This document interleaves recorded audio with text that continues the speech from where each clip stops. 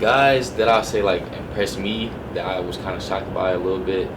Well, I say starting in my class was like Mason Graham. I think he's gonna be like a first round D tackle. Like he's one of the best D tackles on our team already. So he's gonna be super good this year and in years to come.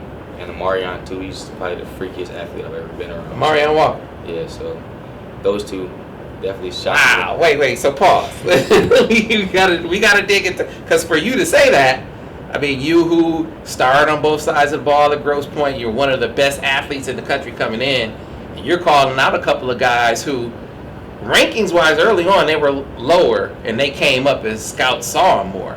I went to see Mason Graham out in Cali. They were playing Damani's team. Mm-hmm. And, man, he played both ways the whole game on the line.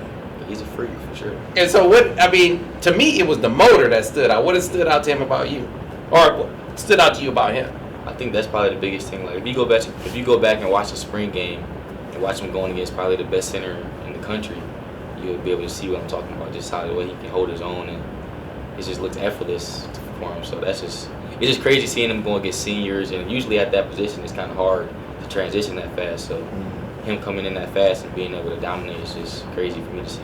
Wow. And so Amarion, I went to watch him play Arch Manning's team early on, and best player on the field that day from start to finish. Arch Manning made some plays early in the game. He threw a touchdown, and then defense started getting to him. Amarion had a couple touchdowns, a couple big plays.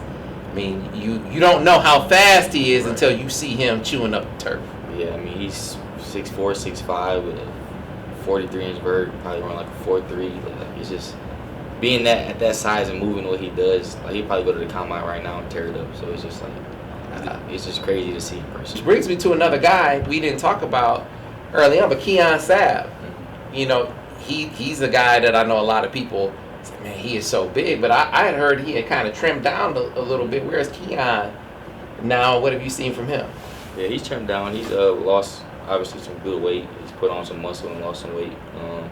He's another one of those. There's a lot of guys in our class just like freak athletes, so I mean, he's gonna be really good too. Obviously, as a freshman, you got to be able to pick it all up. At safety, you got to know everybody's position. So once he gets a hold of the playbook really well, he's gonna be good too.